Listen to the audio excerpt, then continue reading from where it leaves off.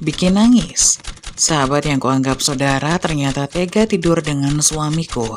Saat semua terbongkar, aku pun menangis. Ternyata Mas Robi belum berangkat kan? Amel langsung memicingkan kedua matanya, menatap kedatangan Putri yang sudah berdiri di depan pintu rumahnya. Mereka memang tinggal satu komplek. Jarak rumah Amel dengan Putri hanya sekitar 100 meter saja.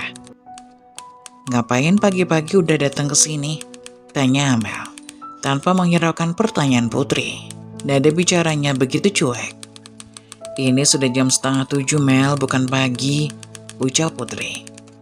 Amel memutarkan bola matanya. Jelas seketika ia langsung bad mood. Kedatangan Putri membuat perasaannya menjadi semakin tak nyaman. "Bagiku ini masih pagi, apalagi buat bertamu. Masa bertamu jam segini sih?" ketus Amel. "Aku mau nebeng sama suamimu," kata Putri. "Emangnya kendaraanmu kemana? Kenapa nggak dipakai?" "Bensinnya habis, kemarin lupa ngisi. Soalnya suamiku seminar, keluar kota selama 5 hari. Kalau dia ada di rumah, aku pasti minta suamiku buat mengantarku." Jelas Putri agar Amel tidak lagi bertanya. Ingin sekali Amel mengatakan kenapa tidak pesan ojek online saja. Namun Robi sudah keburu keluar. Wajahnya terkejut melihat Putri sudah ada di depan rumahnya.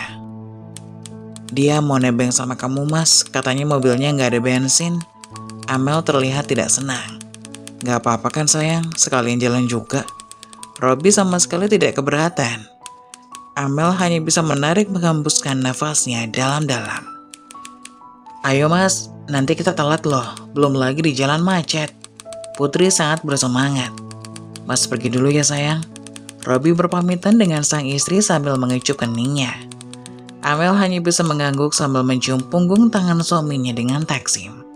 Setelah mobil yang dikendarai suaminya dan Putri sahabatnya, perasaan Amel menjadi tak nyaman. Sikap Robi tetap seperti biasa, tidak ada yang berubah. Begitu juga dengan sikap Robi kepada Putri, biasa saja, tidak ada yang aneh. Karena dari dulu mereka sudah bersahabat sejak lama, sampai-sampai merasa seperti saudara kandung. Semenjak pacaran juga mereka sering double date bersama. Tapi kenapa perasaannya merasakan seperti ada something antara suaminya dan sahabatnya itu? Mungkin ini hanya perasaanku saja, karena sudah menjelang waktunya datang bulan, makanya jadi sensitif, ucap Amel dalam hati seraya menghibur diri sendiri agar pikirannya tidak semakin kacau. Putri dan Robi memang bekerja di sebuah kantor yang sama. Jadi kalau Amel keberatan jika Putri mau nebeng sekalian, sepertinya terlalu berlebihan. Putri bekerja di perusahaan asuransi ternama, dan bisa dikatakan asuransi paling terpercaya di daerah ini. Tidak sedikit perusahaan-perusahaan besar yang mempercayakan asuransi para karyawannya di tempat Putri bekerja, termasuk perusahaannya Robi. Semua itu tidak lepas dari rayuan Putri yang menjadi salah satu teknik marketing yang digunakannya. Dengan bermodus kata sahabat. "Nyah, mertua Nyonya ada di ruang tamu," lapor Mbak Susi selaku asisten rumah tangga Amel. Padahal Amel sudah siap mau berangkat ke butik tempat ia bekerja, namun sepertinya harus tertunda sebentar. Amel bekerja sebagai fashion designer, itu membuat dirinya bekerja lebih fleksibel dan tidak terpaut oleh jam kerja seperti layaknya karyawan lain. "Robi mana? Kenapa dia belum kelihatan?" tanya ibunya atau mertua dari si Amel. "Mas Robi sudah berangkat, Mah." "Gimana? Apa sudah ada hasilnya?" Amel sudah lelah dengan pertanyaan itu. Lagi-lagi hanya itu yang ibu mertuanya tanyakan. Kata Amel menggerutu dalam hati. Belum Mah." "Loh kok bisa? Ini kan udah 3 tahun loh. Robi itu anak laki-laki satu-satunya di keluarga Mama. Jadi papa Mama sangat mengharapkan keturunan langsung dari anak Mama Robi itu." "Iya Mah, Amel tahu kok. Kami juga lagi berusaha." Amel sudah bosan mendengar kalimat yang sama setiap paginya yang sudah entah berapa kali diucapkan oleh ibu mertua dari keluarganya itu. "Ajaklah Robi rumah sakit buat periksa. Biar jelas siapa di antara kalian yang memiliki masalah keturunan." Mama tidak menuduh, tapi kedua kakaknya Robi setelah menikah Mereka langsung dikaruniai keturunan. Gak ada silsilah keluarga mama yang mandul, kata ibu mertua Amel. Dalam hati Amel ia berkata, apa maksud perkataan ibu mertuaku itu? Apakah ia menuduhku mandul? Amel hanya berani mengatakan itu dalam hati, bukan tipe Amel untuk belak-belakan ngomong seperti itu di depan orang lain. Apalagi itu ibu mertuanya. Ya, mama tidak menuduh kamu. Mama cuma ngomong aja. Ya sudahlah, mama cuma mau bicara itu saja. Jangan lupa ajak Robby memeriksakan diri. Kalau saja bisa tidak membuahkan hasil, kalian kan bisa lewat jalan lain, bayi tabung misalnya, kata ibu mertua Amel. Amel hanya tersenyum mendengar perkataan ibu mertuanya itu. Sampai ibu mertuanya pergi, Amel tidak banyak bicara selain mengatakan kata iya. Niat Amel mau pergi ke butik dan langsung bekerja sepertinya harus tertunda. Ucapan-ucapan ibu mertuanya tadi mengganggu pikiran Amel. Percuma saja kalau dipaksakan untuk menggambar desain baju yang ada hasilnya malah kacau. Butik tempat Amel bekerja letaknya berseberangan dengan gedung perkantoran milik perusahaan Robby. Jadi Amel sengaja memarkirkan kendaraannya tepat di depan butik. Dan ia hanya berjalan kaki saja ke arah tempat kerjanya suaminya itu. Apakah Pak Robby-nya ada? Tanya Amel kepada sekretaris suaminya itu. Oh, ternyata Bu Amel. Selamat pagi, Bu. Maaf, Bu, Pak Robby-nya belum datang. Amel pun bingung. Bukannya Mas Robby sudah berangkat dari 2 jam yang lalu. Kalau sekarang belum tiba di kantor, lalu kemana suaminya itu? Tanya Amel dalam hati. Yang benar, kamu yakin Pak Robby belum datang? Tanya Amel. Sekali lagi kepada sekretaris suaminya itu. Benar Bu, saya yakin. Saya baru saja masuk ke ruangannya dan meletakkan berkas di meja kerja Pak Robby. Jadi kalau beliau sudah datang, pasti saya melihatnya di ruangan. Wajah sekretaris itu menjadi serba salah. Amel pun jadi tidak enak hati. Kalimat tadi seakan menuduh bahwa sekretaris suaminya itu menyembunyikan sesuatu.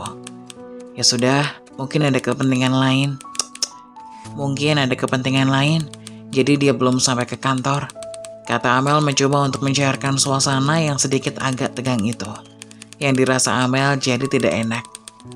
Ya sudah kalau begitu saya permisi dulu ya. Kata Amel kepada sekretaris suaminya itu. Maaf Bu, apa ada sesuatu yang harus saya sampaikan apabila Pak Robby sampai ke kantor? Tanya sekretarisnya itu. Oh tidak perlu kok Mbak, saya hanya mampir sebentar. Baiklah kalau begitu Bu. Dengan perasaan campur aduk, Amel meninggalkan kantor suaminya. Amel ingin sekali rasanya ia mengecek kantor Putri tempat ia bekerja. Namun Amel ragu dengan pemikirannya itu. Jika memang Putri sama seperti Mas Robby, belum sampai di kantor juga, lalu apa yang mereka lakukan? Sebenarnya ada apa antara Putri dan Mas Robby? Kenapa mereka berdua mencurigakan? Hati Amel terus memikirkan tentang itu. Di dalam kepalanya, ia memikirkan kemungkinan-kemungkinan buruk yang sedang terjadi pada dirinya. Menuduh suaminya dan Putri terlibat sesuatu yang tidak baik. Dan dipikir-pikir itu tidak mungkin. Karena setahu Amel, Putri mempunyai seorang suami yang bernama Fikri. Dia bukan pria biasa saja, yang Putri dengan mudah berpaling dari suaminya itu. Fikri bahkan lebih tampan jika dibandingkan dengan suaminya Robby. Suami Putri itu adalah seorang dokter. Karirnya yang mentereng itu membuat kemungkinan tipis sekali untuk Putri berpaling. Rumah tangga Putri dan Fikri sama seperti rumah tangga Amel dan Robby. Mereka sama-sama belum mempunyai keturunan. Kalau Putri belum memiliki anak, itu karena Putri sendiri belum menginginkan untuk mempunyai keturunan. Berbeda dengan Amel. Amel sudah ingin sekali memiliki keturunan untuk menjadi seorang ibu.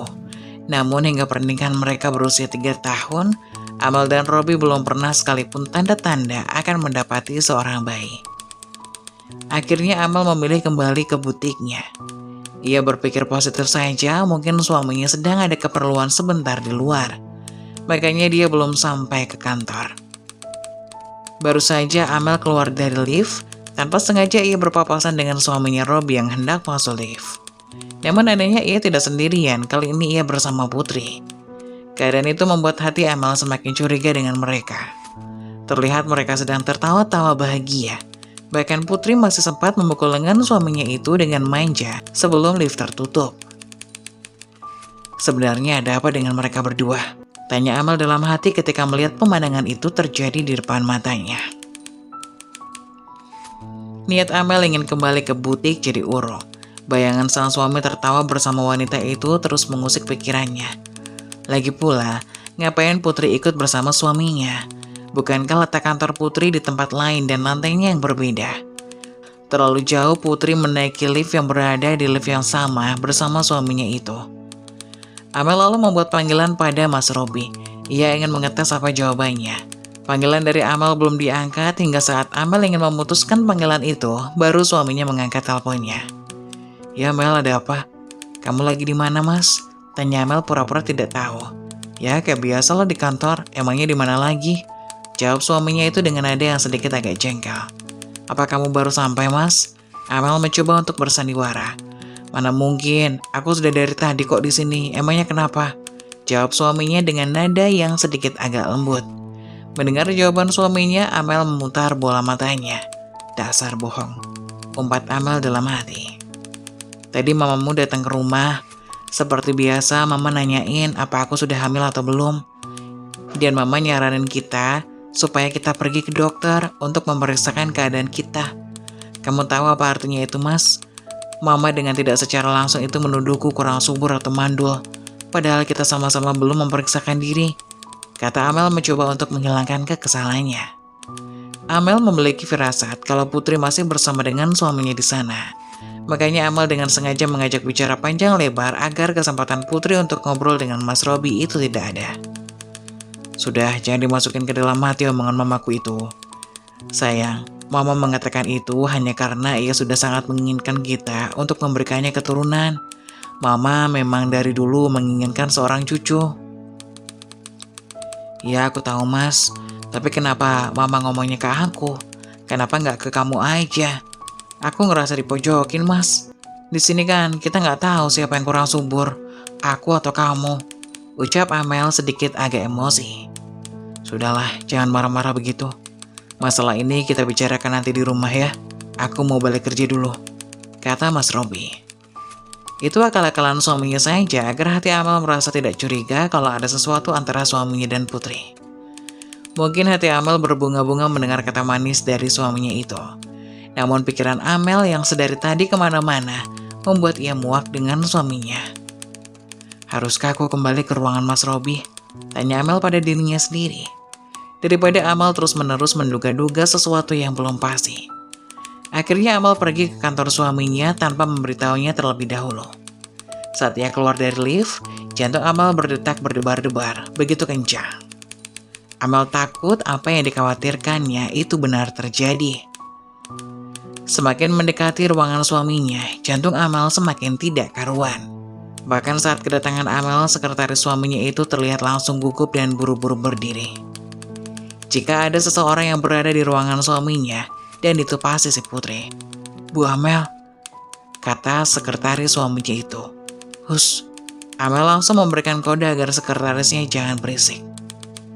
Terus itu pun langsung diam. Ia terlihat tidak berdaya di hadapan Amel.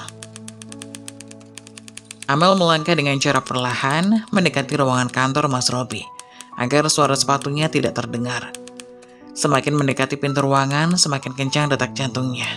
Sampai tubuh Amel pun sedikit agak lemas. Kebetulan sekali pintu ruangan suaminya itu tidak tertutup rapat, menyisakan sedikit celah untuk Amel mengintip apa yang terjadi di dalam sana. Tak disangka jantung Amel terasa berhenti berdetak. Saat ia melihat ke dalam ruangan itu, rasanya teriris-iris, perih di hati pun terasa. Bagaikan ribuan pisau yang sangat tajam menusuk ke dalam jantung secara bersamaan.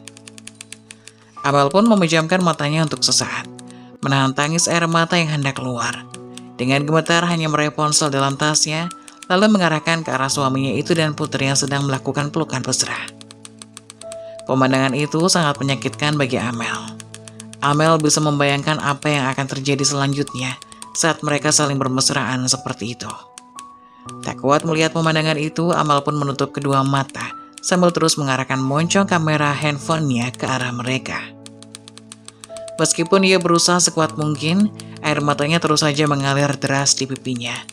Wanita mana yang mampu melihat pemandangan ini? suaminya sedang melakukan hubungan yang tidak semestinya dengan wanita lain. Ditambah lagi, wanita itu adalah tidak lain sahabatnya sendiri yang sudah lama ia kenal dan bagaikan saudara. Setelah merasa cukup memiliki bukti, Amel pun mematikan handphonenya, menyimpannya di dalam tas, lalu ia berbalik menatap ke arah sekretaris suaminya itu. Sejak kapan mereka punya hubungan ini? Apakah wanita itu sering datang ke ruangan suamiku? Tanya Amel. Sekretaris suaminya itu pun hanya menggelengkan kepalanya dengan raut wajah penuh sesal. Ia merasa bersalah dengan Amel. Mereka sama-sama wanita, jadi sekretaris suaminya itu tahu perasaan Amel saat ini. Kamu paham kan apa yang aku rasakan? Kita sama-sama perempuan, jangan kamu menutupi kebusukan orang lain. Apa kamu tidak punya empati dengan diriku ini? Tanya Amel dengan kata-kata yang sedikit berbau rasa marah dan kecewa. Maafkan saya, Bu. Sungguh saya tidak tahu apa-apa. Saya tidak tahu hubungan antara Bu Putri dengan Pak Robi. Yang saya tahu memang Bu Putri sedikit terlihat akrab dengan Pak Robi akhir-akhir ini, kata sekretaris itu kepada Amel. Tanpa dijelaskan pun, sekretaris itu sudah tahu apa yang sedang terjadi di dalam sana. Apa yang dikatakan oleh sekretaris itu barusan sudah tidak lagi penting bagi Amel. Bagi Amel, semuanya sudah jelas. Suaminya dengan sengaja mengkhianatinya. Dengan berat hati, Amel pergi meninggalkan kantor suaminya itu dengan mencoba untuk menahan air mata di matanya. Baginya, dia tidak akan pernah menangisi seorang pengkhianat. Namun ia juga seorang wanita. Sakit masih akan dirasakan apabila seseorang yang dia cintai melakukan pengkhianatan. Apakah ini semua terjadi karena Tuhan tahu bahwasanya suamiku itu adalah seorang laki-laki yang kurang baik, hingga akhirnya kami belum juga dikaruniai seorang anak? Tanya Amel dalam hati. Amel kembali lagi ke butiknya tempat ia bekerja. Ia masuk dalam ruangannya, namun ia sadar ia tidak bisa menggambar karena pikirannya sekarang penuh dan hatinya dalam keadaan tidak baik-baik saja. Apa yang harus aku lakukan? Bertanya dalam dirinya sendiri. Apakah suami Putri tahu? Bahwasanya istrinya mengkhianati dirinya? Amel pun langsung mengambil ponsel yang ia simpan dalam tas. Amel menimbang-nimbang apakah perlu ia mengirimkan pesan kepada suami Putri itu. Halo Mas Fikri, ini saya Amel, istrinya Robi. Saya dengar Mas Fikri sedang ada di luar kota. Jika boleh tahu kapan Mas Fikri akan pulang? Pesan singkat dari Amel untuk Fikri, suami Putri. Pesannya sudah centang 2, namun belum saja kunjung dibaca. Mungkin saja Fikri masih sibuk. Setelah sudah centang biru, pertanda pesan itu sudah dibaca. Terlihat Fikri sedang mengetik dan membalas pesan dari Amel. Sebenarnya saya tidak ada di luar kota, namun bisa dibilang jaraknya cukup jauh dari rumah. Makanya saya tadi malam tidak pulang. Saya ada keperluan namun tidak lama. Paling nanti sore juga sudah pulang. Tumben sekali kamu nanya begitu, memangnya ada kabar apa? Sungguh di luar dugaan. Ternyata memang Putri pandai bermain di sini. Dasar pembohong. Wanita itu bilang suaminya seminar selama 3 hari di luar kota. Tidak tahunya cuma 1 malam. Dasar wanita sialan, umpat Amel. Maaf, apa kita bisa ketemu? Ada yang saya ingin bicarakan. Menurut saya ini sangat penting. Jika berkenan pertemuan kita itu sebelum Mas Fikri sampai di rumah.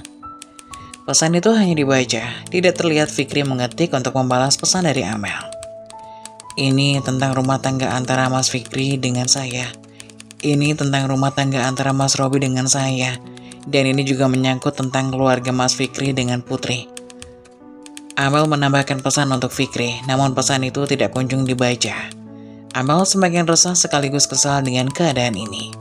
Bayangan dan pemandangan tentang suaminya dan wanita selingkuhannya itu kembali terlihat di pelupuk mata. Dadanya begitu sakit saat gambaran itu tiba. Sejak kapan mereka punya hubungan ini? Pertanyaan itu kembali muncul kepada dirinya sendiri. Saat sedang melamun, tiba-tiba Amel mendengar bunyi pesan masuk. Terlihat itu balasan dari Fikri. Baik Amel, kita akan bertemu di sebuah kafe yang nanti saya akan informasikan kepada kamu. Jam 5 sore aku tunggu kamu di sana ya, balas Fikri. Oke mas, saya tunggu kabar selanjutnya. Kami lalu kembali mengecek hasil rekaman itu. Ia khawatir setelah bertemu dengan suaminya Putri, rekaman itu tidak ada. Momen itu akan sangat memalukan bagi dirinya. Bisa-bisa dia akan dianggap fitnah dan menjelek-jelekan istri orang lain. Setelah mengecek semuanya, Amel pun tidak sabar menunggu jam 5 sore. Dia ingin tahu bagaimana reaksi Fikri saat melihat rekaman itu. Jam 5 sore, Amel sudah sampai di sebuah kafe yang dijanjikan oleh Fikri. Dia tidak mau terlambat dan merusak rencananya. Akan terasa tidak etis saja, sebab Amel yang mengajak Fikri bertemu. Amel mengambil tempat duduk yang kondusif jauh dari pengunjung lain dan bisa melihat suasana sekitar. Terlihat sebuah mobil berwarna putih berhenti dan keluarlah seorang pria. Fikri adalah seorang pria yang gagah dan tampan. Saat ini ia mengenakan setelan formal dengan kemeja berwarna biru. Tampilan pria itu terbilang sempurna, ditunjang dengan wajah yang tampan dan rupawan. Dalam pikiran Amel, suami seperti itu masih saja dikhianati. Sebenarnya apa yang kamu cari dari seorang Robby? Pikir Amel.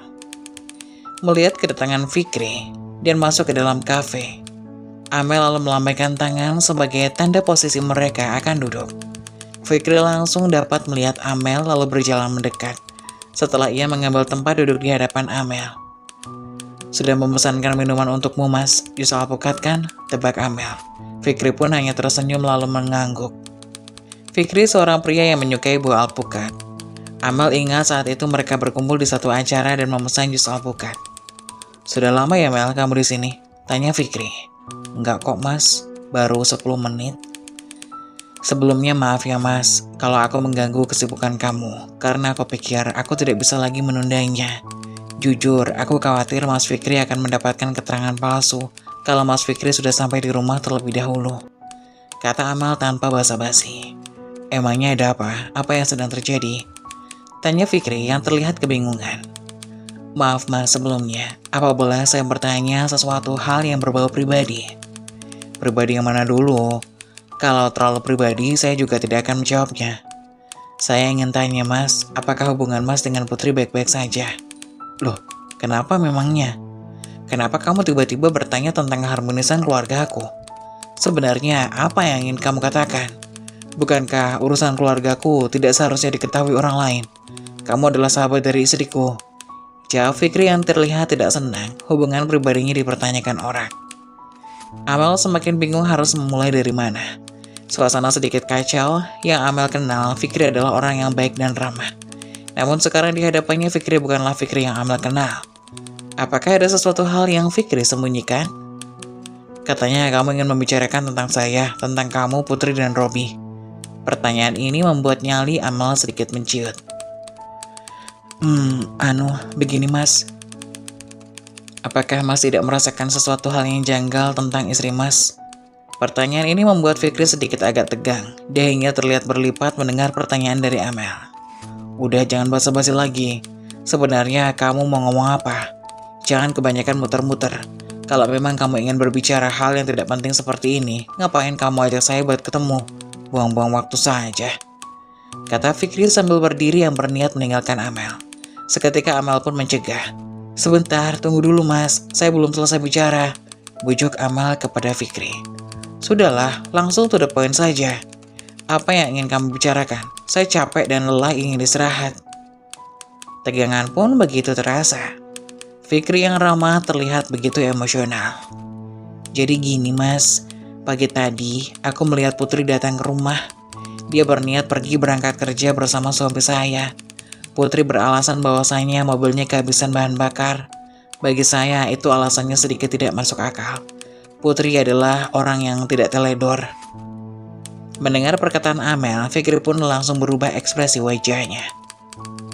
Hanya karena istri saya numpang buat berangkat kerja, kamu membesar-besarkan masalah ini. Dan kamu membuang waktuku hanya untuk mendengarkan laporanmu. Astaga Amel, kamu sungguh perhitungan. Bukankah Putri sudah kamu anggap saudara sendiri? Bukan Mas, bukan.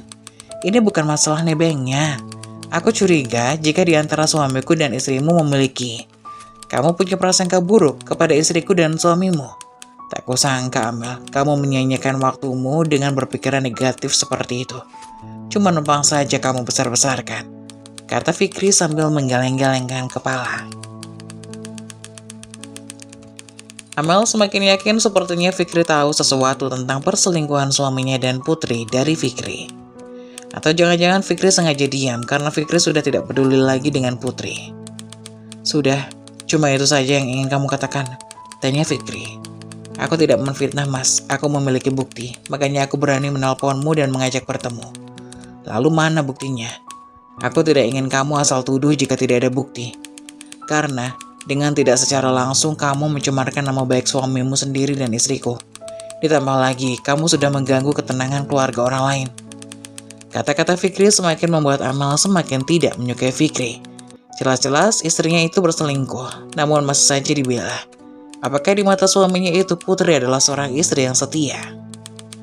Aku tidak asal tuduh Mas, aku punya bukti, kamu bisa lihat sendiri. Amal langsung menyodorkan handphonenya untuk memperlihatkan hasil rekaman video. Adegan Putri dan Robby berselingkuh dan bermesraan di dalam kantor. Wajah Fikri langsung terlihat merah padam karena emosi dan marah. Wajahnya, tangannya mengepal. Andai saja handphone itu terbuat dari material yang lunak, pasti sudah hancur di tangan Mas Fikri. Kurang ajar. Bisa-bisanya mereka melakukan ini. Sungguh aku tidak terima. Aku akan membuat perhitungan kepada mereka berdua, kata Fikri setelah melihat video itu. Bagaimana tidak, harga diri seorang laki-laki, Fikri merasa diinjak-injak. Tenang dulu Mas, tenang. Tidak ada gunanya jika Mas Fikri sekarang marah-marah. Apakah Mas Fikri mau reputasi Mas Fikri hancur, dan Mas Fikri akan diseret ke kantor polisi atas tuduhan penganiayaan?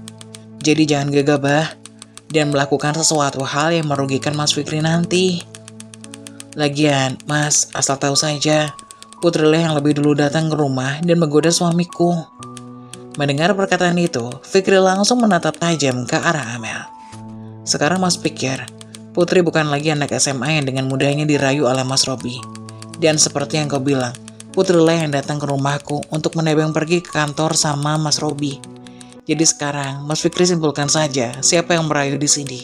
Kita sama-sama dikhianati, Mas, kata Amel. Mendengar perkataan itu, Fikri langsung duduk dan meminum jusnya tanpa menggunakan sedotan. Emosinya masih memuncak, wajar saja hati pria itu pasti sedang mendidih saat ini. Jadi, apa yang ingin kamu lakukan, Amel? Fikri bertanya kepada wanita yang di hadapannya itu. Menurutku, lebih baik kita sekarang pura-pura saja tidak mengetahui tentang perselingkuhan ini.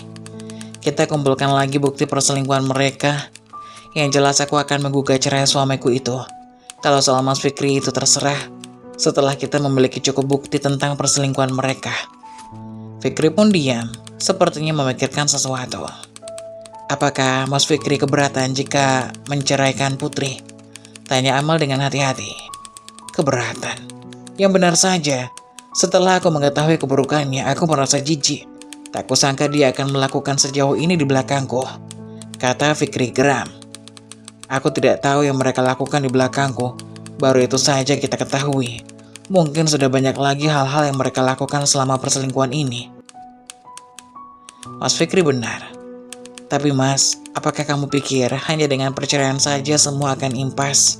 Setelah kita bercerai dengan pasangan kita, mereka akan bersatu kembali, Mas. Enak banget dong, kita yang dirugikan, kata Amel.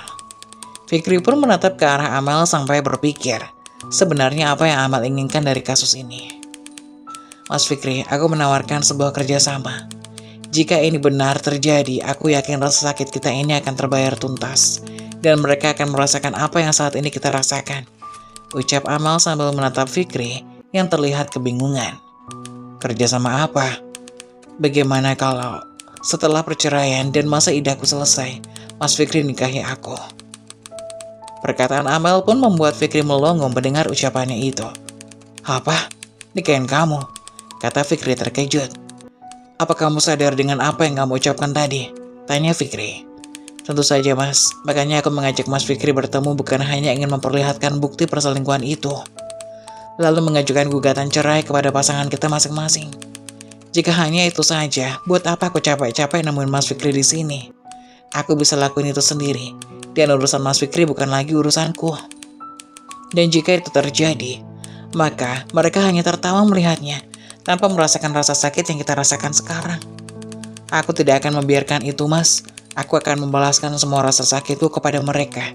Karena dengan saat kita menikah, mereka akan merasa menyesal telah melakukan perselingkuhan itu dan melihat kita bersatu, kata Amel. Tapi apa kamu yakin dengan rencanamu itu? Tanya Fikri. Tentu saja mas, kita menikah tidak secara sebenarnya. Secara hukum kita sah sebagai suami istri, agar Mas Robi dan Putri melihatnya bukan sebagai sandiwara. Padahal di balik semua itu, kita menikah untuk membalaskan dendam kepada mereka. Juga tidak ada kontak fisik setelah pernikahan kita itu.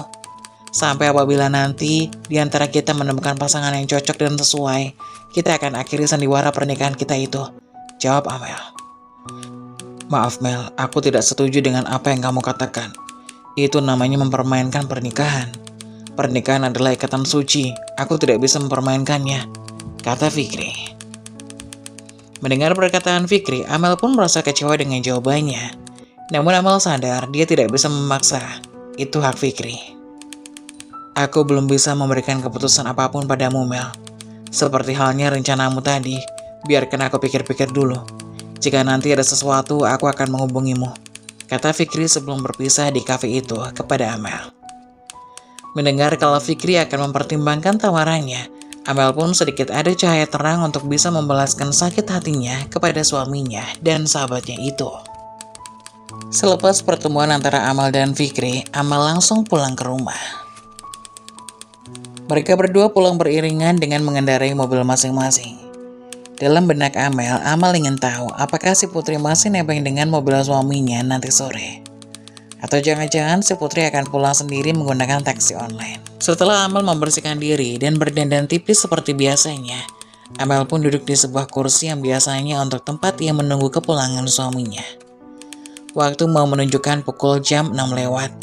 Akhirnya mobil suami si Amel, Robi, memasuki pelataran rumah. Amel bisa melihat jika ada Putri duduk di kursi samping pengemudi. Wanita itu kembali numpang, dasar orang gak tahu malu, kata Amel geram melihatnya. Namun dia tetap bersikap santai di hadapan mereka berdua. Sembari tertawa kecil, Putri pun turun dari mobil suaminya itu. Terlihat Amel sedang duduk menatap ke arah mereka berdua dengan tajam. Putri pun tersenyum. Terlihat tipis bahwasanya senyuman itu adalah senyuman licik dari seorang wanita yang merebut suami orang. Maaf, aku numpang sama Mas Robi lagi, sekalian jalan. Kamu gak apa-apa kan? Tanya wanita yang gak tahu diri itu, seakan-akan tidak merasa bersalah. Putri seakan tahu bahwa Amel pasti merasa kesal, dan Putri pun menikmati momen itu. Semakin Amel kesal padanya, semakin semangat pula Putri untuk melakukan hal yang membuat Amel marah dan sakit hati. Sepertinya Mas Fikri tidak menafkahi dirimu dengan layak ya, sehingga kamu harus susah payah buat menghemat pengeluaran pada rumah tangga. Karena Amel dengan sinis. Mendengar perkataan itu, Putri pun langsung berwajah merah padam. Kenapa? Aku bener kan? Apa Mas Fikri itu tipe suami yang perhitungan sama istrinya? Seperti yang ada di novel-novel atau dalam sinetron pada layar televisi. Padahal pendapatannya besar loh. Tapi kok sama istri sendiri pelitnya kebangetan? Atau jangan-jangan kamu tidak dinafkahi sama suamimu? Sungguh aku merasa kasihan denganmu Putri, cibir Amel kepada sahabatnya itu. Kedua tangan Putri terlihat mengepal karena menahan emosi. Sayang, kata Robi sambil menggelengkan kepalanya. Saya akan memberi isyarat kepada Amel agar tidak melangsungkan penghinaan terhadap Putri. Loh, kenapa mas? Emangnya ada yang salah dari perkataanku? Wanita itu menatap tajam suaminya. Robi pun menjadi serba salah. Ya, asal kalian tahu saja. Jika itu terjadi padaku akan lebih baik memilih memesan taksi online daripada harus menumpang sama suami orang. Jelas aku akan malu kalau harus merepotkan orang lain. Dengan begitu aku sudah menjaga harga diriku dan suamiku dengan baik, agar orang lain tidak berpikir suamiku pelit kepada istrinya. Benar kan mas? Kata Amel berucap lembut dengan suaminya, seraya memeluk pinggang Mas Robi dengan mesra. Itu sengaja Amel lakukan di depan Putri dengan niatan untuk memanas-manasi sahabatnya itu. Padahal sejujurnya dalam hati Amel sudah tidak sudi bersentuhan dengan suaminya, setelah tahu semua rahasia busuknya dengan Putri sahabatnya itu. Lihat tingkah laku istrinya itu, Robi hanya bisa senyum canggung. Ia tidak mengganggu ataupun menggeleng. Tanpa mengatakan sepatah kata pun, Putri bergegas pulang ke rumah, meninggalkan rumah Robi dan Amel dengan perasaan penuh amarah. Dasar wanita tidak punya otak. Mau-maunya ia pulang berjalan kaki hanya demi bisa bersama suami orang. Dasar wanita murahan. Umpat Amel dengan suara pelan. Kamu bicara apa sayang? Tanya Robi pada istrinya. Oh, Enggak kok mas, aku hanya bersenandung, kata Amel bohong. Ya sudah, mandilah sana mas, ini udah malam, kata Amel pada suaminya. Iya, aku mau mandi dulu, kamu udah siapkan baju untuk aku pakai, kata Robby dengan mesra. Padahal Amel sudah muak dengan pria itu. Iya, nanti aku siapkan ya. Robby pun langsung bergegas naik ke atas. Setelah itu Robby pun bergegas untuk segera mandi. Kalau kamu jangan cuma mandi aja mas, kalian kamu berendam dengan air kembang, biar bau wanita murahan itu hilang dari tubuhmu, kata Amel dalam hati, sambil melihat Robby suaminya masuk ke kamar. Di lain sisi, Putri berjalan menuju rumahnya, sembari mengeluarkan sumpah serapah untuk Amel. Ia masih kesal dengan kata-katanya. Menurutnya, mulut Amel itu tidak berbeda dengan mulut ular berbisa. Putri pun terkejut melihat mobil suaminya yang biasa dipakai sudah terparkir di dalam garasi yang pintunya dibiarkan terbuka. Dengan sedikit berlari, ia segera masuk ke dalam rumah. Mas Fikri, ternyata kamu udah pulang ya? Teriak Putri mencari keberadaan suaminya itu. Bukannya mengucapkan salam, wanita itu bahkan teriak seperti di dalam hutan. Sudah, jawab si Fikri yang suaranya muncul dari arah dapur. Ada apa dengan mobilmu? Apa ada masalah dengan mesinnya? Tanya Fikri yang terkesan biasa saja dengan keadaan itu. Tidak kok mas, aku sedang malas saja buat nyetir hari ini, jawab Putri dengan penuh alasan. Lalu kamu ke kantor naik apa? Pesan taksi? Kenapa kamu tidak menghubungi aku? Siapa tahu aku bisa jemput. Putri pun tertawa canggung saat mendengarkan suaminya itu. Bukan begitu mas, aku tidak tahu kalau kamu udah pulang. Aku pikir kamu pulangnya larut malam. Makanya aku gak mau nelpon dan minta jemput kamu. Dusta Putri kepada suaminya. Fikri pun pura-pura mengiyakan alasan istrinya. Lalu, jika kamu menggunakan taksi, kenapa kamu berkeringat? Memangnya AC-nya tidak nyala? Tanya Fikri kepada istrinya itu, yang sedari tadi terlihat ngos-ngosan dan berkeringat. Iya nih mas. Tadinya aku mau protes sama Pak Sopir, tapi aku gak tega karena sopirnya udah tua. Ya udah aku diam aja. Walaupun badanku berasa kepanasan di dalam mobil. Sekali lagi, Putri mengatakan kebohongan-kebohongan untuk menutupi semua kesalahannya, agar suaminya tidak curiga dengan perbuatannya hari ini. Karena suami Putri itu tidak mungkin bertanya kepada Amel dan Robby. Putri tahu pasti tipe suaminya itu. Ia adalah tipe orang yang tidak suka membesar-besarkan sebuah masalah yang tidak penting. Mas, apakah aku boleh minta air minumnya? Aku haus. Minum bekas Mas Fikri kan gelas itu ya. Pinta Putri manja kepada suaminya itu yang dari tadi memegang botol minuman air mineral. Memangnya kenapa kalau ini bekas aku? Apakah kamu sudah tidak mau lagi minum bekas dari suamimu itu? Tanya Fikri yang mulai tersinggung dengan perkataan istrinya. Bukan gitu mas. Maksudku Mas Fikri kan nginep di luar tadi, kata Putri yang tidak meneruskan ucapannya. Ia justru berjalan ke belakang mengambil air mineral di dalam lemari pendingin. Fikri pun membuntutinya. Putri, kamu nuduh aku berbuat nakal saat nginep di luar. Apa itu maksudmu? Tanya Fikri. Ya nggak gitu juga maksudku mas, tapi kan, halah sudahlah. Bilang saja kamu nuduh aku kalau aku nggak setia bermain di luar sana saat aku pergi bekerja. Sungguh picik kamu Put. Baru saja 1 malam aku menginap di luar, kamu sudah tidak mau berbagi minum dengan suamimu itu karena jijik. Terlihat sedikit agak marah di sana. Keadaan ini membuat Putri serba salah. Dalam benak Putri, barusan ia mengecup bibir Robby. Rasanya aneh saja apabila ini bibirnya dibagikan kepada suaminya.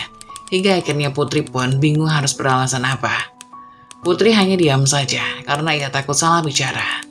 Fikri pun tidak mau mendengar pembelaan dari istrinya itu. Ia langsung berbalik dan melangkah menjauhi istrinya.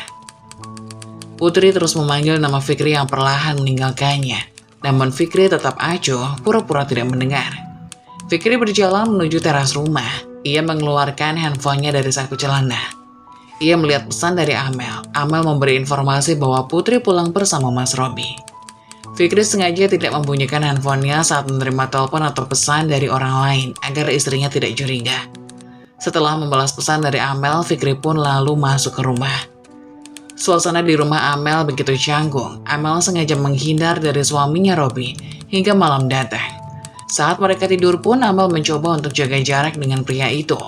Namun karena takut ketahuan, Amel pun cuma bisa menahan diri agar tidak terlihat mencolok dengan dramanya itu. "Sayang, apakah kamu marah sama aku?" tanya Robby. Namun mendengar perkataan itu, Amel hanya diam saja. Amel hanya menutupi dirinya dengan selimut. Suaminya hendak mengelus kepalanya. "Sayang, ngomong dong. Katakan apa salahku. Karena aku membiarkan Putri menumpang pada mobil ya. Saat hendak berangkat kerja tadi pagi. Dia kan sahabatmu, sudah kamu anggap saudara sendiri. Masa iya kamu jahat sama dia dengan cara tidak boleh nebeng pada mobil Mas?" kata Robby. "Mas jangankan sepupu, ipar saja sama dengan maut." Terus dengan mudahnya Mas Robby membiarkan Putri numpang mobil Mas. Dan malamnya dia masih saja kalian pulang bersama, ucap Amel kesal. "Ya kan gak enak kalau ditolak, Mas sama dia kan satu kantor, kami satu gedung," alasan Robby. "Ya sudah, terserah kamu aja Mas," kata Amel kesal kepada suaminya. Tak disangka, Robby secara terang-terangan berani membela wanita lain di hadapan istrinya. Keesokan paginya pun tiba. Seperti biasa, Amel menyiapkan sarapan untuk suaminya itu. Walaupun dalam hati, ia masih kesal dan marah. Namun demi rencananya bersama Fikri untuk mencari bukti lebih kuat lagi atas perselingkuhan suaminya dengan Putri, Amel harus rela bersabar. "Pagi sayang, sepertinya sarapan kali ini enak. Terima kasih ya sayang," senyum Robby kepada Amel. Amel pun cuma membalas senyumannya tanpa sepatah kata pun. Robby beranggapan istrinya masih marah atas kejadian kemarin. Hingga akhirnya Robby pun berangkat kerja. Kali ini ia berangkat sendiri. Putri tidak datang untuk menebeng. Amel mendapatkan pesan singkat dari Fikri bahwasanya ia ingin bertemu dengan Amel untuk membicarakan rencana mereka. Mereka berjanji bertemu di sebuah mall yang tidak jauh dari tempat kerja Amel. Setelah Robby berangkat, Amel pun segera menuju mall itu. Setelah sampai di sana, ternyata Fikri sudah menunggunya di sebuah tempat makan. "Ada apa Mas Fikri? Ada info apa kali ini?" tanya Amel langsung to the point. Karena Amel sudah was-was ada sesuatu hal yang ingin dikatakan Mas Fikri yang bersifat penting. "Jadi gini Mel, tentang rencana kita kemarin.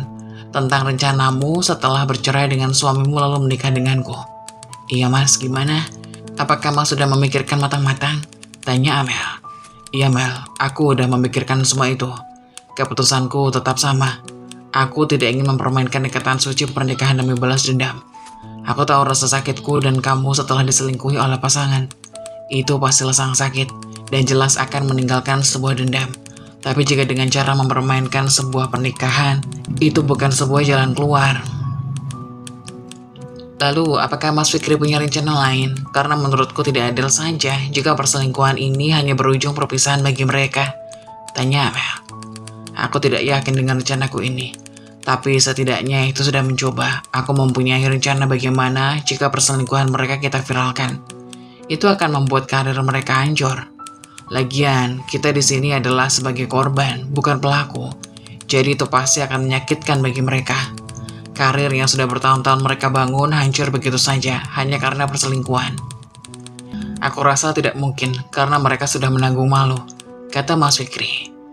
Setelah dipikir-pikir ada benarnya juga perkataan dan rencana Mas Fikri itu. Sekarang, zamannya media sosial. Seseorang yang membuat salah, apalagi tentang perselingkuhan sangat mudah dihancurkan lewat bantuan pengguna media sosial. "Baiklah Mas, kita cari cukup bukti saja. Setelah itu baru kita pikirkan bagaimana menghancurkan mereka," kata Amel. Setelah perbincangan itu, mereka pun pulang ke tempat kerjanya masing-masing.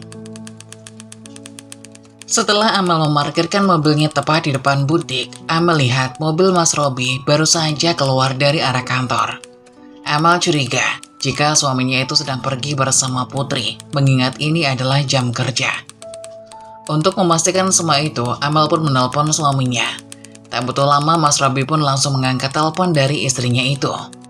"Halo Mas, kamu di mana? Apa kamu hari ini sibuk?"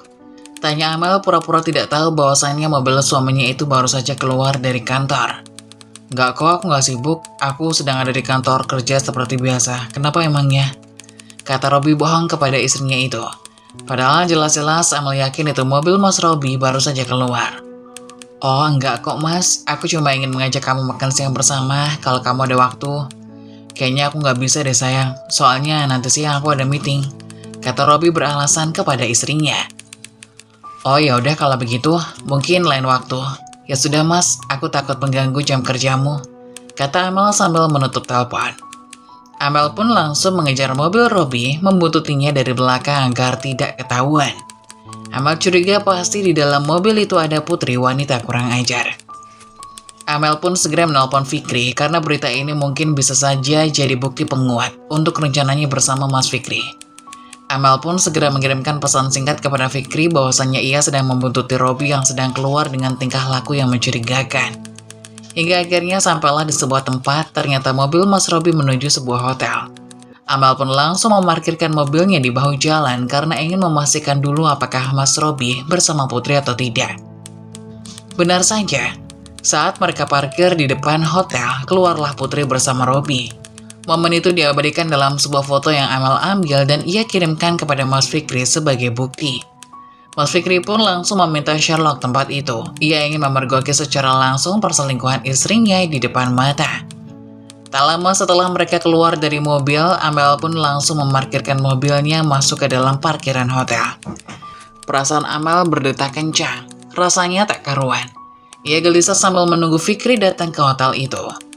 Setelah Fikri bertemu dengan Amel, ia pun langsung menuju ke tempat resepsionis. Maaf mbak, apakah ada pengunjung hotel atas nama Robby Wijaya? Tanya Amel kepada petugas hotel. Tunggu sebentar ya bu, biar saya cek dulu, kata petugas hotel itu. Amel dan Fikri pun harap-harap cemas, ia tidak sabar untuk melihat apa yang sebenarnya terjadi di antara Putri dan Robby. Amel, nanti saat penggeledahan, kamu nyalakan handphonemu ya. Rekam segala apa yang terjadi. Pastikan kameramu merekam semuanya, agar menjadi bukti bagi kita untuk membongkar semua perselingkuhan yang selama ini terjadi di antara Robby dan Putri, kata Fikri kepada Amel. Baik mas, akan segera aku lakukan. Aku sudah tidak sabar ingin menyudahi hubunganku dengan suamiku itu. Hatiku begitu sakit. Kita harus menyandang status istri dari suami tukang selingkuh, jawab Amel. Maaf, benar bu, di sini ada tamu hotel bernama Robby Wijaya. Dia baru saja check-in di sebuah kamar 15 menit yang lalu bersama seorang wanita, kata petugas hotel itu. Itu suami saya mbak, dia datang bersama istri dari bapak ini. Mereka melakukan perselingkuhan di sini mbak. Apakah pihak hotel bisa membantu kami untuk menggerebeknya? Tanya Amel. Maaf bu, kami tidak bisa melakukan itu karena kami takut akan merusak nama baik hotel.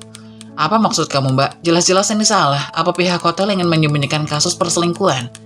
Kalau pihak hotel tidak membantu, kami akan viralkan hotel ini dengan dasar menyembunyikan pasangan yang sedang berselingkuh, ancam Fikri kepada karyawan hotel itu. Baik, tunggu sebentar pak bu, biar kami laporkan dulu kepada atasan perihal hal ini. Setelah menunggu beberapa lama, akhirnya ada atasan dari kantor yang menemui Amel dan Fikri. Baik, akan kami bantu untuk membuka kamar atas nama Robby Wijaya, tapi dengan catatan saya tidak mau ada keributan di hotel kami. Dan kami minta jangan bawa nama hotel kami dalam urusan keluarga kalian, kata atasan hotel itu. Setelah kesepakatan disetujui, mereka pun langsung menuju kamar hotel tempat Robby dan Putri melakukan perselingkuhan. Diketuklah pintu kamar itu namun tidak ada sahutan. Hingga akhirnya mereka geram dan terpaksa membuka pintu menggunakan kunci cadangan dari pihak hotel. Setelah pintu terbuka, pemandangan yang mengejutkan pun terlihat di sana. Kamera handphone Amelia dari tadi menyala merekam semuanya. Terlihat dua orang yang bukan muhrim berada dalam satu kamar menggunakan pakaian yang minim. Astaga Mas Robby, apa yang kamu lakukan dengan Putri di sini? Teriak Amel.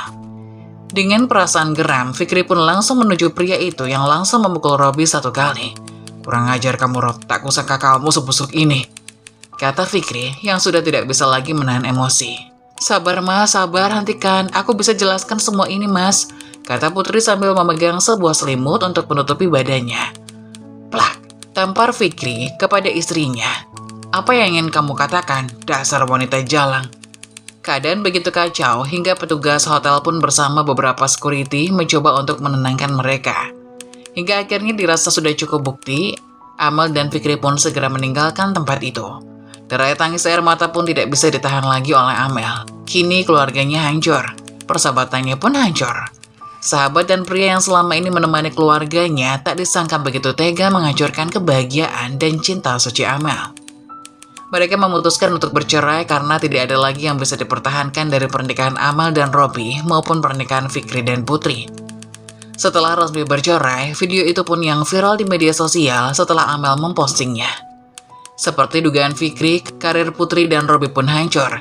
Perusahaan mereka pun kian lama kian bangkrut karena kasus perselingkuhan mereka. Semua ini adalah hasil dari apa yang Robby dan Putri tanam. Kehancuran akan mendekati bagi mereka yang berniat jahat dan tega merebut kebahagiaan orang lain demi kebahagiaannya pribadi.